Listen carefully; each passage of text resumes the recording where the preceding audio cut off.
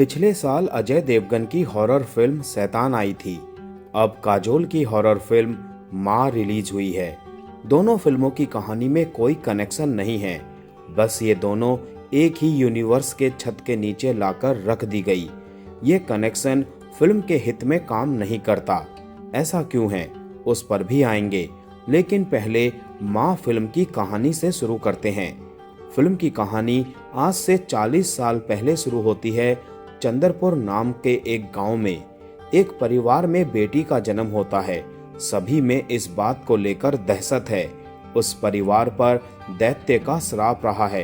ये परंपरा रही है कि जो भी बेटी पैदा होगी उसकी बलि चढ़ाई जाएगी। इस बच्ची को भी मार दिया जाता है। फिर कहानी आज के समय में पहुंचती है। काजोल का किरदार अंबिका कुछ बच्चों को काली और रक्त बीज की कहानी सुना रही होती है। उन बच्चों में से एक उसकी बेटी श्वेता भी है। श्वेता लगातार अपने पेरेंट्स से एक जिद करती रहती है कि उसे चंद्रपुर जाना है।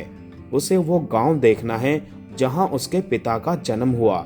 लेकिन उसके पेरेंट्स हमेशा इस बात को टालने की कोशिश करते हैं। किसी कारण से अंबिका और श्वेता को उस गांव जाना पड़ जाता है। जैसा कि हॉरर फिल्मों में होता आया है, लोग गलत फैसले लेते हैं और दैत्य की नजर श्वेता पर पड़ जाती है। अब अंबिका अपनी बेटी को बचाने के लिए क्या कुछ करेगी, यही फिल्म की कहानी है। माँ को विशाल फूरिया ने डायरेक्ट किया है। मराठी हॉरर फिल्म लपा छपी भी उन्होंने ही बनाई थी। लपा छपी के हिंदी रीमेक छोरी को भी विशाल ने ही डायरेक्ट किया था। अपनी पिछली फिल्मों की तरह वो माँ को भी टिपिकल हॉरर फिल्म बनाने से बचे।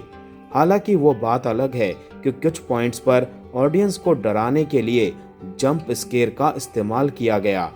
इस टेक्निक को आपने दर्जनों हॉरर फिल्मों में पहले ही देख लिया होगा, जहां अचानक से कोई किरदार प्रकट हो जाता है। मेकर्स ने पितृसत्ता को माँ का असली हॉरर बनाने की कोशिश की है। कुछ ऐसा ही स्त्री ने भी किया था। बस दोनों फिल्मों में ये अंतर है कि स्त्री के पास स्पष्टता थी, माँ के केस में ऐसा नहीं है। फिल्म का फर्स्ट हाफ अपनी दुनिया को सेटअप करने में बहुत समय लेता है। शुरुआती सीन में आपको रक्त बीज की कहानी सुनाई जाती है। फिर इंटरवल से पहले उस राक्षस की कहानी बताई जाती है जिससे चंदनपुर का गांव त्रस्त है। राइटिंग के लिहाज से भले ही मेकर्स ने गैर जरूरी चीजें भरने की कोशिश नहीं की, लेकिन जो दिखाया गया वो उसी के आसपास बार बार घूमते रहे।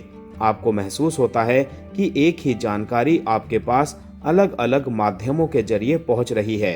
फिल्म का फर्स्ट हाफ इस सेटअप में निकलता है कि अंबिका और दैत्य की भिड़ंत होने वाली है। इंटरवल आता है। अब सेकंड हाफ में आप इस इंतजार में हैं कि अंबिका अपने मकसद के करीब कितनी जल्दी पहुंचती है। मगर यहाँ फिल्म का विजन थोड़ा गड़बड़ा जाता है। मेकर्स आपको चौंकाने के लिए एक प्लॉट ट्विस्ट डालते हैं। हालांकि फिल्म खत्म होने के बाद आपको एहसास होता है कि उस ट्विस्ट से ज्यादा कुछ नहीं बदलता। अगर वो कहानी में नहीं भी होता तो भी नैरेटिव पर असर नहीं पड़ता। उस प्लॉट ट्विस्ट में जिस किरदार को दिखाया गया वो बस पितृसत्ता का एक रूपक ही बनकर रहता है, जबकि आप पहले ही उस दैत्य के रूप में ऐसा कर चुके थे।